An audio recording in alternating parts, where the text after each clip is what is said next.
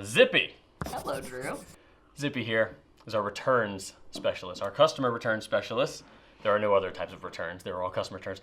And I had lots of things I wanted to talk to Zippy about. She's one of my favorite people here. But one thing I need to say is that I specifically did not say, Zippy, don't wear your Nickelback shirt. Because I'm like, no, if I say that, she's gonna wear her Nickelback shirt. But Andy thought it would be funny, so... Nickelback. Stop! No one says that. No one says that. Okay, so when I get frustrated, my face itches for some reason. Okay, Zippy, why are you wearing a Nickelback shirt? Well, Drew. Why do you own a Nickelback shirt? Because Nickelback is nice. Andy? Well, I'm telling you. my friend in college got it for me. And As like a cruel punishment / joke. Yes, Okay. but little did she know I would wear it at least once a month for the rest of my life. You really have. Yeah. You really have. Some people wake up, they need like a lot of coffee, and some days I wake up and I need a lot of coffee and a Nickelback t-shirt. Thank you. No one needs a Nickelback shirt. Everybody needs All right. In all seriousness, I'm thrilled to have you here. Folks have been asking to meet Zippy. Zippy has corresponded with anybody who's ever set up a return here.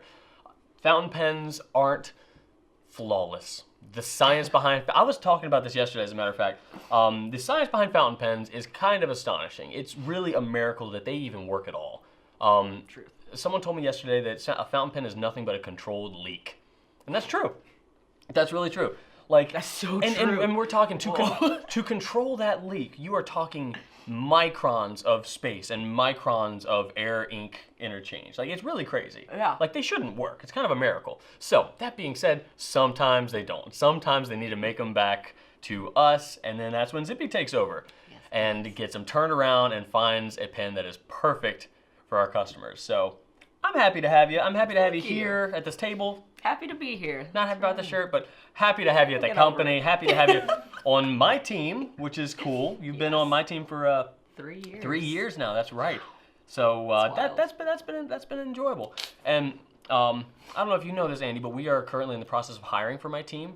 So I've got some interviews this week, Oh, boy. and I was thinking about interviews, and I was obviously because it's in the present, and I was thinking about Zippy because I knew she was going to be on today, and I thought about Zippy's interview, and I think She said you were going to bring this up. Okay, did she tell you what I was going to say? Because Yeah, but I have the horrible. okay, so here's what happened. We take our interviews very seriously here. We have multiple rounds. We really get into it because we want to find the right people for the company.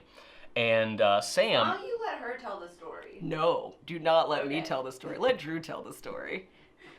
He's You're gonna. just doing a lot of talking, Drew. No, I'll bring her in. Okay. So Sam had the great idea of saying, hey, how about we have the applicants tell a joke? Like we just say, hey, tell us a joke. And I was like, no, that's a terrible idea. I don't know jokes. But anyway, so we decided to try that out on Zippy. And Sam went ahead. I was like, all right, do your thing. He's like, tell us a joke. Do you want? Now you tell us what was the You joke. want to do it, Zippy? Yeah, I can do that. All right, Drew. You're in the interview. Man, would you please tell me a joke? Sure. Knock knock. Who's there? Not me. She did that. Proceeds to leave interview. She did that. Yeah, she walked out of the room. And me in my infinite wisdom was like, yeah, I need that. Yeah, I want that on my team. Cue 3 years later. So yeah, so it's been great. So anyway, I wanted to ask. Well, actually, you know what? I also wanted to ask. I went to Rise Donuts this morning, and I got our team some biscuits and these amazing. They call them hash puppies. They're like cheesy tater tot hash brown things. A cloud of deliciousness. I haven't been able to eat any of them, so I brought them in here. Anyway, what's this? What's happening right here? Oh, so this mug says, like a boss. But I felt like I could power play this day in my Nickelback shirt by taking off the like a and just having my boss cup next to Drew, who is indeed my manager. This is like this every day. Like this is normal. This is toned down, in fact. It's still morning. Let's talk about fountain pens. All right, what do you have? I see you have a lovely Pelican M200, right? I do, the smoky quartz. That's beautiful. Thank you. Is that a thank you. new addition to your collection? Yes, it is. It is my newest pen, and I love it so much. It's tiny, which is great for me, and it's beautiful, and it writes like a dream. I brought my Pelican Don't too. move it for a second. I'm just gonna show these people this beautiful nib. Andy, you want to know a fun fact? What? If the 200 series has gold trim, it's called a 200. And if it has silver trim, it's a 205.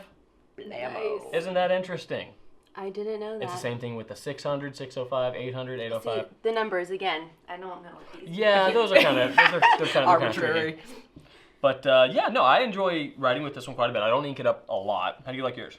I love it. I wish that I had a little bit broader of a nib, just because, I mean, this is a juicy pen, and it writes so smooth. What size is that? This is medium. You want broader than a medium, so you want like an actual broad nib. Yeah, well, on I a love German pen. writing with the medium, but sometimes I'm like, man, I know what this puppy could do if it had a broad on it. Yeah, that would be So, crazy. Yeah, it'd be amazing. Let's see your writing sample. I'll try to write. Right on. We're writing note cards. Right now. Right on. Zippy, what ink do you have in there? This would be Robert Oster. Ah! African Gold. You were just talking about that one, Andy. I stole it from Zippy. Oh. She like comes you to stole. get some out of my bottle. Like, Oh, you mean literally all the time. stole it, not just stole the idea. You took the ink itself. I took her ink, yes. Yeah, she comes over I to saw my it desk I and was she's like, like, it's so need some. beautiful. I tell you. It is a beautiful I'll tell you, color. a bunch of degenerates I got around some here. skimpy right there. Check out this nib. This is a custom nib. What's wrong with it? It's not. Nothing's wrong with it. Is this the one you showed? This was done on purpose. No, this is a different one. The I one. can't. The one. Well. Can you hold it right there? Yes, ma'am. Thanks. The one I showed you was a PO nib on a pilot. This is a condor customization. Oh, like a dinosaur claw. Also known as the dinosaur claw. Yes. What noise did you just make? Condor. Oh my god.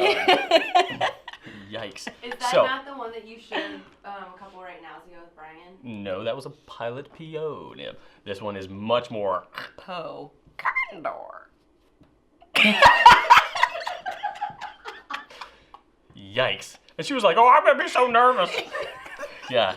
All right. So the condor nib is super cool because it allows you to get kind of your regular stroke, and then you flip that bad boy, and it's like, You stop. boosh.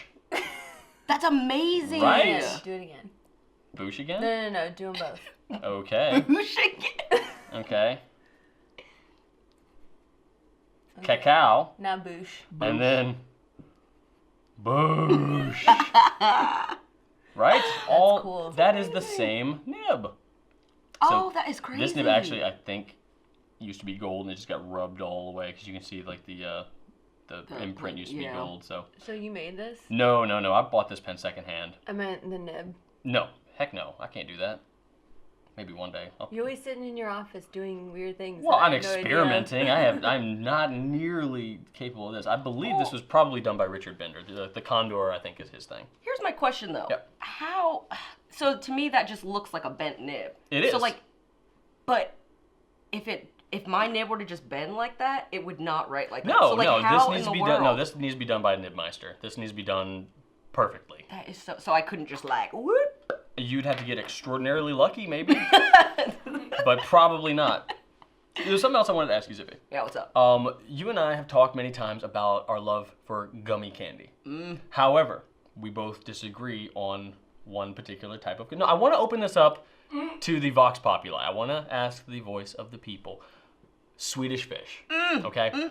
No. If you are picking a gummy, there are so many other options than are. Swedish Fish. Why would you gravitate toward them?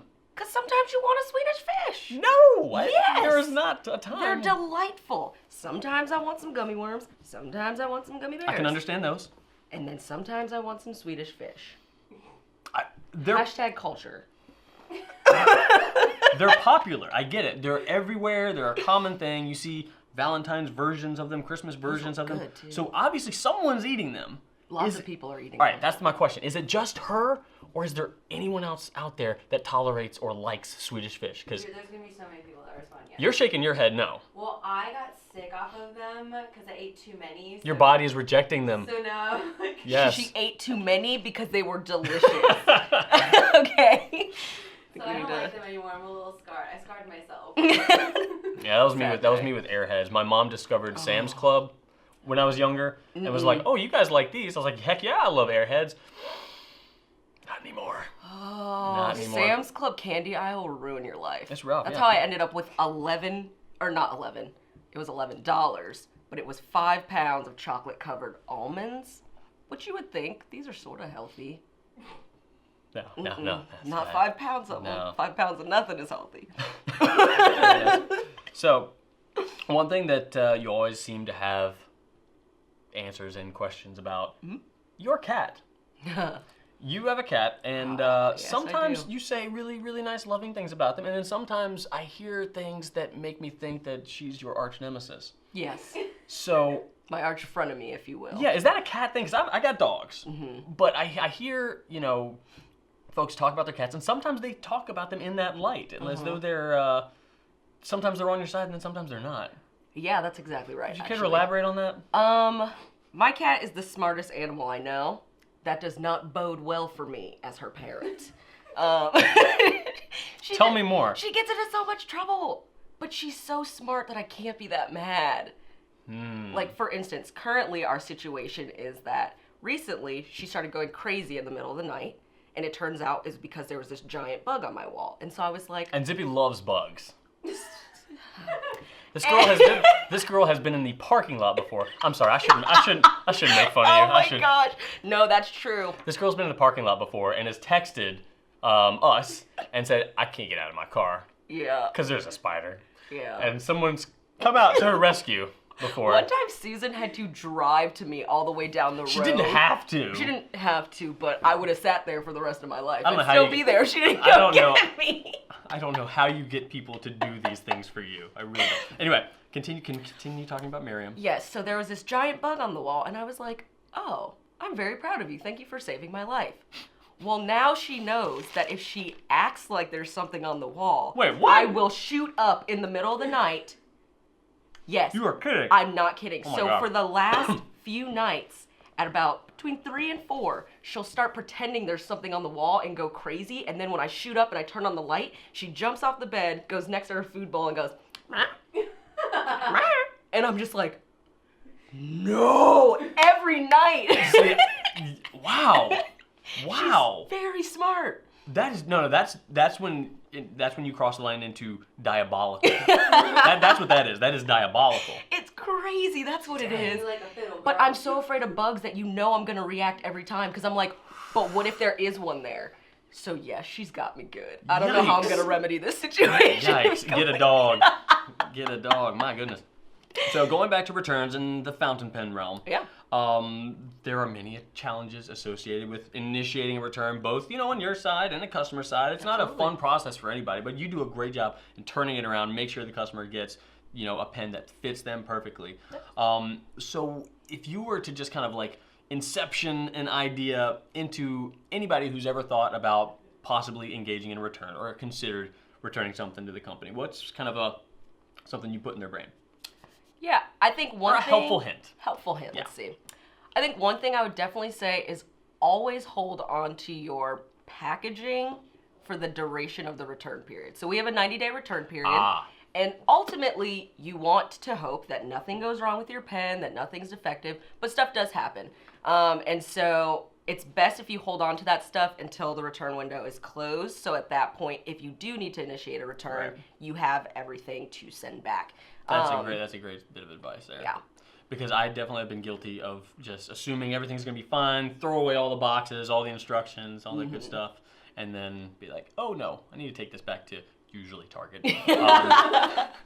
But honestly, Target's super cool. They'll take back anything. Yeah, But yeah, for us, definitely helps when everything's together. Yeah. Because we have to send our stuff back to the manufacturers as well, and Yes. they're not going to be like, oh, okay, yeah, let's send back this. They will send it back exactly how we Let's send send it. back this pen in a sock. Yeah. In a sock. No one's ever sent anything back in a sock for. And for that the is record. not a challenge. No, please no. Not a challenge. Please don't. Well, Zippy, this has been just a pleasure. And, Absolutely. Thanks for having me. I would say anytime, but that shirt, I will be wearing this anytime I'm here, so just a heads up. One last thing. There was I had two very, very nice viewers who mentioned my ink last time. Andy, remember I was using cayenne, and I thought it was going to shade. I mistook that for habanero. That's why I was thinking. I'm like, I never use Noodler's cayenne. It shades so well. Why don't I use it? It's because it wasn't cayenne. I was thinking about habanero, peppers and orange and Spices. totally yeah. wrong. Totally wrong. It was habanero I should have been using. Delicious. Yeah. Went with not Apache, Navajo. My tribes now I'm confused on. Navajo turquoise today, which I wrote with the Pelicans. That's what you saw there, which is a great blue. Anyway, thank you once again. We'll be back to our regularly scheduled Brian next week. So I'm sorry for all of those who are disappointed I didn't ransack his office or anything like that. Do we need to do that real quick? No. But he'll be back next week, and you won't have to deal with the B team anymore. But thank you. I really enjoyed the opportunity, and We are the A team. I just want to point that out. Don't degrade us. Don't does degrade. that mean we get the theme song? Or are you too young for 18? Yeah, I you're too know young what for you're it. talking about. Do we need a theme song really quick? Anyway, right on. Right now.